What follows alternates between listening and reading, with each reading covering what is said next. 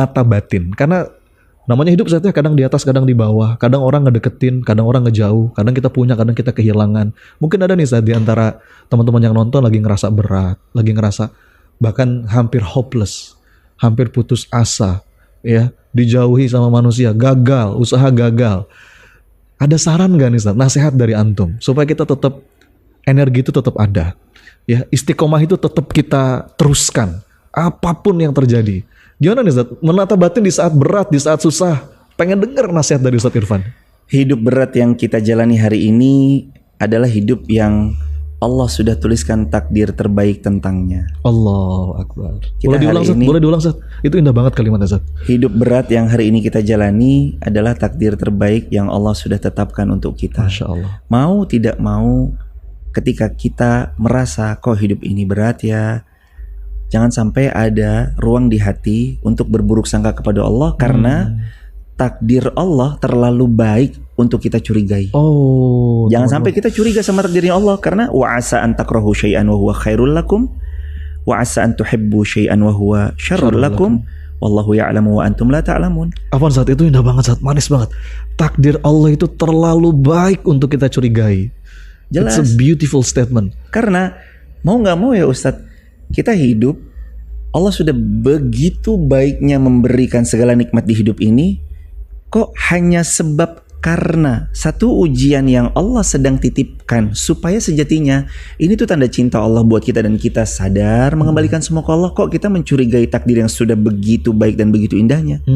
Sehingga muncullah statement tadi, takdir Allah tuh terlalu baik untuk dicurigai. Jangan curigaan sama takdirnya Allah, jalani, syukuri, nanti Allah pasti kasih hikmah. Wa may yuslim wajhahu ilallah. Kalau kita nyerahin semua urusan-urusan kita untuk berharap wajahnya Allah, wa huwa muhsin, dan kita terus aja buat baik, tanam baik, buat baik, ucap baik, fikir baik.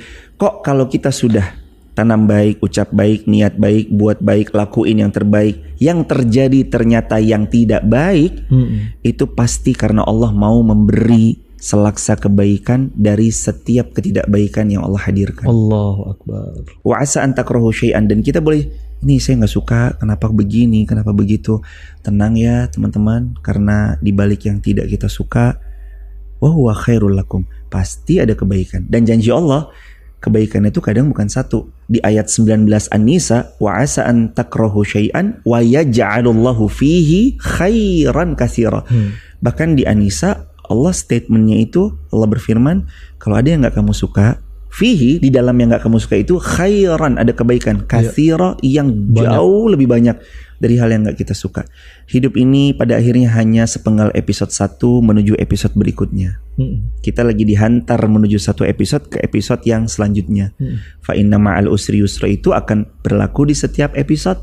Episode kita hari ini lagi usrinya, besok yusronya. Episode kita hari ini lagi beratnya, besok ringannya. Episode kita hari ini lagi duka laranya, besok sukacitanya. Episode kita hari ini lagi banyak kecewanya, besok bahagianya. Saking percayanya itu Ustadz, hari ini kalau datang episode yang lagi nggak enak, saya sama istri langsung bilang, insya Allah nih sesaat lagi episode bahagianya mau datang ya Mi. Saya sama istri selalu bilang kayak gitu.